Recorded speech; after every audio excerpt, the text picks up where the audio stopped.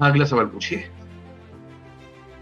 Sir बहुत सारे सवाल हमारे पास एनसीईआरटी को लेकर हैं, तो उनमें जी। से मैं कुछ सवाल ले रही हूँ। जो सौरभ कुमार बिहार, विकास मिश्रा उत्तर प्रदेश और दर्शित सैनी राजस्थान से पूछ रहे हैं, क्या एनसीईआरटी की पढ़ाई शुरुआत में करनी ही पड़ती है?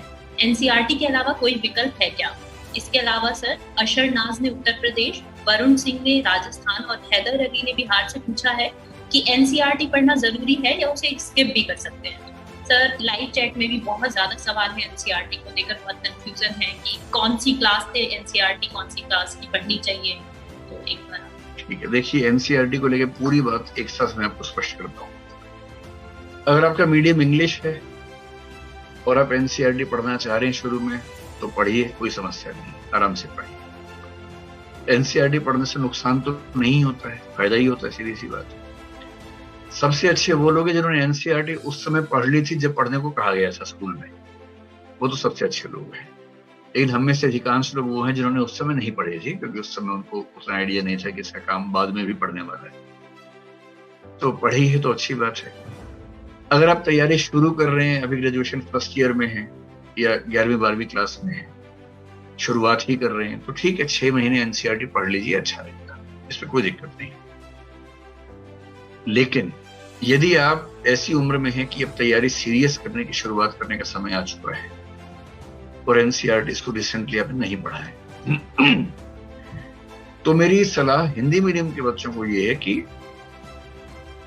1 साल पहले मैंने सलाह देनी शुरू की थी कि एनसीईआरटी पढ़ ही लीजिए, लेकिन फिर मुझे थोड़ा सा ऐसा लगने लगा कि ये सलाह हमेशा 100% मामलों में सही नहीं है। क्यों नहीं, मैं आपको बताता हूँ।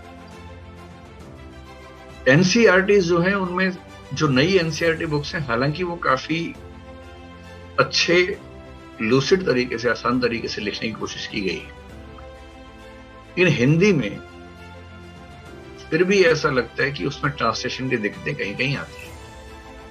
पुरानी एनसीईआरटी काफी सघन थी, डेंस थी, उनसे चीजें बहुत जल्दी से पकड़ में आती थी, लेकिन उनकी भाषा इतनी मुश्किल थी कि यूपीएससी की दुनिया में एक कहावत चलती है कि एनसीईआरटी ना तैयारी करने के बाद पढ़नी चाहिए, तैयारी करने से पहले नहीं पढ़नी चाहिए, क्योंकि अब तैयारी करने से पहले पढ़ेंगे तो एनसीईआरटी सिर के ऊपर से निकल जाएगी। तैयारी करने के बाद पढ़ेंगे, बाद का मतलब सेकंड फेज में पढ़ेंगे, तो चीजें आसानी से समझ में आ जाएंगी। अब इन सारी बातों को एक साथ सार के रूप में मैं आपको स्पष्ट कर देता हूं। इंग्लिश में एनसीईआरटी की लैंग्वेज को लेकर दिक्कत नहीं है, तो इंग्लिश मीडियम के लोग यदि शुरुआत कर रहे हैं और 3-4 महीने उनके हाथ में है अभी, तो एनसीईआरटी पढ़ लें, अच्छा रहेगा। विशेष रूप से 3 विषयों में, ज्योग्राफी, हिस्ट्री और साइंस। इन विषयों में कहां से पढ़ना है? अगर आप एकदम किसी विषय में मान लीजिए कि 0 लेवल पे हैं, तो छठी से शुरू कर लीजिए। अगर आपको लगता है कि अंडरस्टैंडिंग का लेवल थोड़ा बहुत है, मतलब मैनेज हो जाएगा, तो 9 से कर लीजिए। और यदि आपने उस विषय में अच्छी खासी पढ़ाई की हुई है और आपकी कमांड ठीक ठाक है, तो आप 11 से भी कर सकते हैं, लेकिन एक रीजनेबल तरीका यह कि 9th क्लास से एनसीईआरटी को पढ़िए, 3 विषयों में, हिस्ट्री, ज्योग्राफी और साइंस। हिंदी मीडियम की जहां तक बात है, इस बात की ठीक ठाक संभावना है कि आपको भाषा की दिक्कत आएगी। एक बार ट्राई करके देख लीजिए। अगर आपको एनसीईआरटी पढ़ने में दिक्कत नहीं आ रही है, तो उसको पढ़ लीजिए। अगर दिक्कत आती है समझने में, तो एक अच्छा तरीका इसका ये है कि पहले आप आईएएस की तैयारी शुरू कीजिए बाकी बुक से या क्लासेस से, और जब इस सेगमेंट को हल्का फुल्का पढ़ चुके हो, ठीक से पढ़ चुके हो, फिर एक बार एनसीईआरटी को बहुत तेजी से पढ़ लीजिए, क्योंकि जो एनसीईआरटी वैसे आप पढ़ेंगे शायद 10 दिन में, उसके बाद पढ़ेंगे 2 दिन में उसको, और तब आपको 2 दिन में सिर्फ ये पढ़ना है तेजी से कि क्या कोई ऐसा पॉइंट है जो एनसीईआरटी में लिखा है और मुझसे मिस हो गया है। मेरी व्यक्तिगत राय ये है कि ये तरीका हिंदी मीडियम में ज्यादा सहज है कि पहले एक बेसिक तैयारी कर लीजिए, उसके बाद एनसीईआरटी को देख लीजिए। एग्जाम में जाने से पहले एक नजर देखने में दिक्कत नहीं है। देखिए, एनसीईआरटी का जो पुरानी एनसीईआरटी थी, उसका एक फायदा मेंस में बड़ा सीधा मिलता था, जैसे हिस्ट्री से मिलता था कि जिस तरीके से एनसीईआरटी में लिखा था, ठीक उस तरीके से क्वेश्चंस आ जाते थे। जैसे ब्रिटिश भारत में प्रेस का विकास कैसे हुआ, या ब्रिटिश भारत में कानूनों का विकास कैसे हुआ, ये सब चीजें वैसी की वैसी उसमें लिखी हुई थी। नई एनसीईआरटीज में ठीक इस फॉर्मेट में चीजें मिलती थी। तो पुरानी एनसीईआरटी में एक बेनिफिट था कि कई क्वेश्चंस मेंस के आपको एज इट इज मिलते थे, अब वो बेनिफिट उतना नहीं है।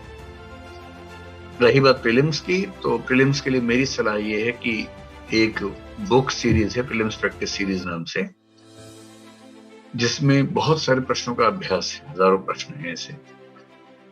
एनसीईआरटी के लिए भी प्रश्नों की सीरीज आजकल उपलब्ध है, हम भी निकालते हैं और भी लोग निकालते हैं, बहुत सारे पब्लिकेशंस निकालते हैं।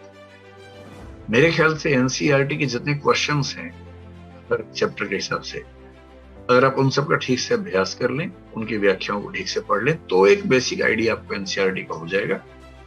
और फिर आपको ये चिंता कम रहेगी कि एनसीईआरटी आपकी उतने अच्छे से नहीं पढ़ी।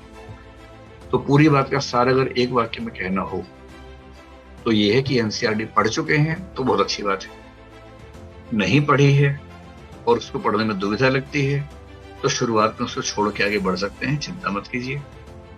नहीं पढ़ी है और आप चाहते हैं कि 3 महीने या 6 महीने उसको पढ़ लूं, उसके बाद ही उतरूं इस युद्ध के मैदान में, तो वो भी ठीक है, आप ऐसा भी कर सकते हैं। इसको लेके बहुत तनाव लेने की जरूरत नहीं है।